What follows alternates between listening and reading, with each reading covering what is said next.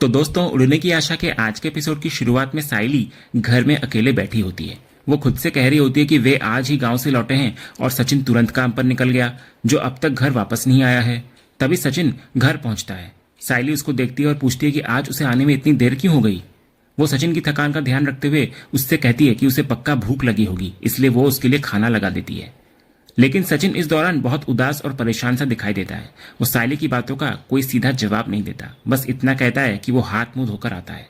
फिर हाथ मुंह धोने के बाद जब सचिन कपड़े बदलकर आता है तो वो बिना कुछ कहे सीधे बिस्तर पर सोने के लिए चला जाता है। तभी साइली उसके पीछे आती है और उससे जोर देकर पूछती है कि आखिर हुआ क्या है। तो सचिन बात को टालते हुए कहता है कि वो बहुत थक गया है, इसलिए उसको और साइली को अब सो जाना चाहिए। लेकिन साइली इधर हार नहीं मानती और उसको टोकती है। वो सचिन को याद दिलाती है कि वो अक्सर दूसरों के चेहरों को पढ़कर उनकी चालाकियों को पकड़ लेता है, जैसे उसने रोशनी और तेजस के मामले में किया। साइली उसे यह भी याद दिलाती है कि हाल ही में उसने साइली की चुप्पी पर भी सवाल उठाए थे। वो उसको चुनौती देती है कि जब वो खुद इतने संकट में है तो वो उससे अपनी परेशानी क्यों छिपा रहा है। तो साइली के दबाव में आकर सचिन आखिरकार सच बोल देता है। वो कहता है कि कोनर कैब कंपनी ने उसे एक हफ्ते के लिए सस्पेंड कर दिया है और उसका लाइसेंस भी जब्त कर लिया गया है, जिसकी वजह से वो अब बाहर भी गाड़ी नहीं चला सकता। वो खुलासा करता है कि कंपनी को पता चल गया कि गांव जाने के दौरान वो गाड़ी नहीं चला रहा था, बल्कि उसकी जगह उसका दोस्त दिनेश टैक्सी चला रहा था। दिनेश ने शराब पीकर गाड़ी चलाई और सवारी के साथ बदतमीजी की, जिसके कारण गाड़ी के खिलाफ आधिकारिक शिकायत दर्ज हो गई। यह सुनकर साइली सहम जाती है और उसे ऐसा रियलाइज होता है जैसे उनके ऊपर परेशानियों का पहाड़ टूट पड़ा है। तभी साइली की इस बात से सचिन को शक होता है। वो साइली से पूछता है कि क्या उसके साथ भी कोई दिक्कत हुई है या वो भी कोई बात कहना चाहती है। तो साइली तुरंत बात को पलट देती है और बहाना बनाती है कि वो शायद थक गई है, इसलिए उसे ऐसा लग रहा होगा। लेकिन सचिन को इधर लगता है कि उसकी कमाई रुकने की वजह से साइली पर सारा आर्थिक बोझ आ जाएगा, इसलिए वो परेशान है। वो खुद को कोसते हुए कहता है कि पिछले महीने पेनल्टी और इस महीने सस्पेंशन की वजह से वो एक नाकाम पति साबित हो रहा है। वो हताश होकर कहता है कि वो साइली के लिए ना तो सपने पूरे कर पाएगा और ना ही वो कमरा बनवा पाएगा जिसका उसने वादा किया था। सचिन फिर अपनी सबसे बड़ी असुरक्षा व्यक्त करते हुए कहता है कि उसे डर लग रहा है कि कहीं इन हालातों की वजह से साइली उसको छोड़कर न चली जाए। वो भावुक होकर कहता है कि वो जिंदगी में सब कुछ खो सकता है, पर साइली को खोने की हिम्मत उसमें नहीं है। तो साइली इस पर उसको समझाती है कि वो उसे अब तक पहचान नहीं पाया है क्या। वो साफ कहती है कि ऐसी छोटी चीजों के लिए वो उसे कभी छोड़कर नहीं जाने वाली। इसके बाद साइली उसे भरोसा दिलाती है कि वे दोनों मिलकर हर परेशानी का सामना करेंगे और उसे अब आराम करना चाहिए। वहीं दूसरी तरफ रोशनी अपने कमरे में अकेली बैठी समय की रफ्तार देखकर घबरा रही होती है। वो खुद से कहती है कि 12 घंटे पहले ही बीत चुके हैं और उसने अब तक सच बताने का कोई रास्ता नहीं सोचा है। उसे रियलाइज होता है कि उसे किसी भी तरह आज तेजस से बात करनी ही होगी, वरना सब खत्म हो जाएगा। इसके बाद पूरा कमरा फूलों से सजा हुआ होता है। रोशनी लाल साड़ी में तैयार बैठी होती है। तभी तेजस गाना गाते हुए कमरे में आता है और रोशनी की खूबसूरती की जमकर तारीफ करता है। वो रोशनी के लिए एक खूबसूरत ब्रेसलेट उपहार के तौर पर भी लाया होता है और उसे उसके हाथों में पहनाता है।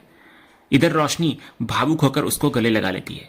इसके बाद तेजस बड़ी बड़ी बातें करता है कि अब उनकी लाइफ परफेक्ट है, ना कोई कर्ज है और ना कोई पुरानी टेंशन। नए प्रोजेक्ट के आने के बाद वो सुनहरे भविष्य और व्यापार को आसमान तक ले जाने की सपने देख रहा है। तभी साइली की उस बात को याद करते हुए कि तेजस उससे सच्चा प्यार करता है, रोशनी उसे परखने का फैसला करती है। वो हिचकिचाते हुए तेजस से पूछती है कि क्या वो अपनी जिंदगी में एक बच्चा चाहता है। ये सुनते ही तेजस के चेहरे पर एक बड़ी मुस्कान आ जाती है। वो बहुत ही उत्साह के साथ कहता है कि उसको बच्चा बिल्कुल चाहिए। तेजस एक ऐसा भविष्य देखता है जहां उनके घर में एक छोटा बच्चा चारों तरफ भागता हुआ और खेलता हुआ नजर आए। वो महसूस करता है कि एक नन्हे मेहमान के आने से उनका परिवार कंप्लीट हो जाएगा और वे दुनिया की सबसे परफेक्ट फैमिली बन जाएंगे। तेजस की नजर में बच्चे का आना उनकी खुशियों को 2 गुना करने जैसा होता है। फिर तेजस की बातों को सुनने के बाद रोशनी धीरे धीरे उसको असलियत के करीब ले जाने की कोशिश करती है। वो कहती है कि जिंदगी कभी कभी ऐसे मोड़ पर ले जाती है जिसकी हमने कल्पना भी नहीं की होती। वो अतीत के लौट कर वापस आने की बात छेड़ती है। जब तेजस हैरान होता है तो रोशनी उसे एक काल्पनिक उदाहरण देती है। वो एक ऐसी महिला की कहानी सुनाती है जिसका अतीत बहुत बुरा था और उसने एक नई जिंदगी जीने के लिए अपना नाम और पहचान सब कुछ बदल दिया। वो आगे बताती है कि उस महिला की पहली शादी से एक बच्चा भी है जिसे उसने अपने नए पति से छुपाया है। इसके बाद रोशनी तेजस से सवाल करती है कि क्या उस महिला का अपने बच्चे को नए घर लाना गलत है और क्या उसके पति का उससे सपोर्ट न करना सही है। तो जब रोशनी अपनी काल्पनिक कहानी के जरिए तेजस की राय जानने की कोशिश करती है तो तेजस का रुख बहुत ही कठोर और स्पष्ट होता है। वो उस महिला के व्यवहार को पूरी तरह से गलत ठहराता है। तेजस का मानना होता है कि भले ही उस महिला का अतीत कितना भी बुरा रहा हो, लेकिन अपने वर्तमान पति से इतना बड़ा सच छिपाना सरासर धोखाधड़ी है। वो तर्क देता है कि झूठ बोलना अपने आप में एक बहुत बड़ी गलती है और कोई भी इंसान अचानक किसी दूसरे के बच्चे की जिम्मेदारी उठाने के लिए तैयार क्यों होगा। तो इधर तेजस की बातों में सच्चाई और ईमानदारी को लेकर एक सख्त तेवर नजर आता है। बातों बातों में उसको रोशनी के व्यवहार पर संदेह होने लगता है। वो पुरानी कड़वाहट को याद करते हुए सीधे रोशनी की आंखों में देखकर उसको पूछता है कि क्या वो फिर से उससे कोई बात छिपा रही है। तो तेजस का यह सीधा सवाल रोशनी के लिए किसी बिजली गिरने जैसा होता है। वो बुरी तरह घबरा जाती है और अपनी जान बचाने के लिए तुरंत एक और बड़ा झूठ बोल देती है कि ऐसा कुछ भी नहीं है और वो उससे कुछ नहीं छिपा रही। तो इधर तेजस के शांत होने के बाद रोशनी मन ही मन ये स्वीकार करती है कि वो आज तो बाल बाल बच गई है, लेकिन उसे रियलाइज हो जाता है कि तेजस इतनी आसानी से उसके सच और क्रिश को स्वीकार नहीं करेगा। वो तय करती है कि अब उसको तेजस को सीधे क्रिश से मिलवाना ही होगा, तभी शायद कोई बात बन पाएगी। उधर दूसरी तरफ आकाश रिया के रेस्टोरेंट में आता है और उसको कहता है कि उसे यहाँ नीतू ने एक विशेष कारण से बुलाया है। तभी कुछ ही पलों में नीतू वहां पहुंचती है और रिया के ठीक सामने बड़े ही उत्साह के साथ आकाश को गले लगा लेती है। वो एक बड़ी खुशखबरी साझा करती है कि एक प्रतिष्ठित फूड फेस्टिवल प्रतियोगिता के लिए उनका चयन हो गया है। नीतू बताती है कि 14,000 एंट्रियों में से केवल 6 को चुना जाना था और उनमें से एक वे हैं। नीतू इस पूरी सफलता का श्रेय केवल आकाश के हुनर को देती है। इसके बाद वो रिया के सामने आकाश का हाथ पकड़ती है और अपनी खुशी जाहिर करते हुए आकाश के प्रति अपना गहरा प्रेम व्यक्त करती है और उसके हाथ को चूम लेती है। फिर अंत में वो रिया को ताने भरे अंदाज में धन्यवाद देती है कि उसके सहयोग की वजह से ही आकाश उसके साथ काम कर पाया, और फिर वो आकाश को काम का बहाना बनाकर वहां से अपने साथ ले जाती है। इधर नीतू और आकाश के जाने के बाद रिया का शेफ सुकुमार उसके पास आता है और टिप्पणी करता है कि नीतू का व्यवहार बहुत ज्यादा और जबरदस्ती वाला लग रहा है। तो इस पर रिया बहुत ही मैच्योरिटी के साथ जवाब देती है। वो कहती है कि उसे अच्छी तरह से पता है कि नीतू ये सब क्यों कर रही है। रिया को एहसास होता है कि नीतू उसको धन्यवाद देने नहीं बल्कि केवल उसको परेशान करने और चिढ़ाने आई थी। इसके बाद जब सुकुमार आकाश के बारे में पूछता है तो रिया स्पष्ट करती है कि आकाश का हृदय अत्यंत कोमल और साफ है, इसलिए उसको लोगों की ऐसी चालाकियां और छिपे हुए इरादे आसानी से समझ में नहीं आते। इसके बाद रिया डिसाइड करती है कि वो अभी कोई बड़ा कदम नहीं उठाएगी क्योंकि उसे पता है कि आकाश के मन में कोई खोट नहीं है, लेकिन वो खुद को तैयार रखती है कि यदि नीतू ने अपनी सीमाएं लांघी तो वो आकाश को नीतू की असलियत से रूबरू करा देगी। अगले सीन में घर की रसोई में रोशनी साइली का दिल जीतने के लिए उसको चाय पिलाने की पेशकश करती है, लेकिन साइली उसको बुरी तरह छिड़क देती है। साइली साफ कहती है कि रोशनी ने पहले ही उसके परिवार के साथ बहुत खेल खेल लिया है, अब उसे उसकी चाय की जरूरत नहीं है। साइली सीधे मुद्दे पर आती है और पूछती है कि क्या रोशनी ने अपनी समय सीमा के भीतर तेजस को सच बताया। तो रोशनी की खामोशी साइली के गुस्से को और बढ़ा देती है। इधर साइली को एहसास होता है कि पूरी रात बीत जाने के बाद भी रोशनी ने सच बोलने की रत्ती भर भी कोशिश नहीं की। वो रोशनी को बताती है कि वो अब और इंतजार नहीं कर सकती और सीधे जाकर सचिन को सब कुछ बता देगी, लेकिन रोशनी घबराकर उसको रोक देती है और याद दिलाती है कि उसके पास अभी भी 50 घंटे बचे हैं। रोशनी मिन्नतें करती है कि वो तेजस को बहुत ही सावधानी से सच बताने वाली है। इधर साइली को रोशनी के इरादों पर भरोसा नहीं होता, लेकिन रोशनी उसे यकीन दिलाने की कोशिश करती है कि वो समय रहते सब कुछ ठीक कर देगी। दूसरी तरफ हम देखते हैं कि रोशनी और साइली रसोई से नाश्ता और चाय लेकर आती हैं डाइनिंग टेबल पर।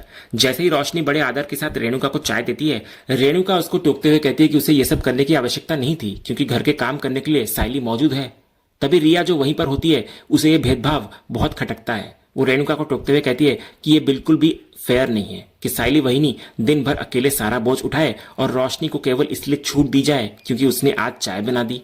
तो रेणुका अपनी पक्षपाती मानसिकता का बचाव करते हुए एक कड़वा तर्क देती है। वो कहती है कि रिया एक बहुत ही अमीर घर से है जहां नौकरों की फौज होती है, इसलिए वो उससे काम की उम्मीद नहीं करती। और रही बात रोशनी की, तो भले ही वो अमीर ना हो, लेकिन उसने 10 लाख का बड़ा प्रोजेक्ट हासिल करके अपनी काबिलियत साबित कर दी है। रेणुका साइली पर तीखा हमला करते हुए कहती है कि क्योंकि साइली केवल एक फूल बेचने वाली है और उसके पास फिलहाल ना तो कोई बड़ा काम है और ना ही पैसा, तो घर पर खाली बैठने के बजाय उसे घर के सारे काम करने ही चाहिए। तो रिया इस बात का कड़ा विरोध करती है कि हैसियत के आधार पर काम का बंटवारा गलत है, पर रेणुका अपनी बात पर अड़ी रहती है। तभी सचिन नाश्ते के लिए टेबल पर आता है। उसको देखते ही रेणुका का व्यवहार और भी जहरीला हो जाता है। वो साइली के सामने सचिन की गरीबी और उसके ड्राइवर होने का भद्दा मजाक उड़ाती है। वो व्यंग करते हुए सचिन को पूछती है कि क्या आज उसे काम पर नहीं जाना या फिर सवारियों ने उसके लिए छुट्टी ले ली है। इधर सचिन साइली के माध्यम से जवाब देता है कि वो आज काम पर नहीं जा रहा, जिससे रेणुका का शक यकीन में बदलता हुआ नजर आता है कि कुछ तो गड़बड़ है। वो जोर जोर से हंसते हुए सचिन को उकसाती है और पूछती है कि क्या पुलिस ने उसकी गाड़ी या लाइसेंस जब्त कर लिया है। तो सचिन रेणुका को चेतावनी देता है कि वो अपनी हद में रहे, लेकिन रेणुका उसकी बेबसी का खुलेआम तमाशा बनाती है। इसके बाद जब तेजस और परेश वहां पहुंचते हैं तो माहौल और तनावपूर्ण होता हुआ नजर आता है। तेजस भी इधर अपनी आई का साथ देते हुए सचिन की गलतियों पर तंज कसता है। तभी परेश आखिरकार सच्चाई बताते हैं कि सचिन के दोस्त दिनेश की शराब पीकर गाड़ी चलाने की गलती के कारण सचिन का लाइसेंस जब्त हो गया है। ये सुनकर रेणुका अपना आपा खो देती है और सचिन पर शब्दों के तीखे बाण छोड़ने लगती है। वो उसे परिवार के लिए एक कलंक और नकारा घोषित करती है। वो यहां तक कह देती है कि सचिन का जन्म एक अशुभ घड़ी में हुआ था, क्योंकि वो बचपन से केवल परिवार का सिर नीचा करता आया है। तो पूरा परिवार रेणुका के इस उग्र और अपमानजनक रूप को देखकर हैरान नजर आता है, जबकि सचिन अपनी आई की नफरत को शांत रहकर सहने की कोशिश करता है। और इसी सीन के साथ आज का ये एपिसोड यहीं पर खत्म होता है। तो दोस्तों, आपको आज का ये एपिसोड और इसका अपडेट कैसा लगा, अपनी राय हमें कमेंट करके जरूर बताएं। अगर आपको आज का ये वीडियो पसंद आया हो तो वीडियो को लाइक और शेयर जरूर करें, और उड़ने की आशा के आने वाले रोमांचक ट्विस्ट एंड टर्न्स जानने के लिए हमारे इस चैनल को सब्सक्राइब करना ना भूलें। मिलते हैं अगले वीडियो में, तब तक के लिए धन्यवाद।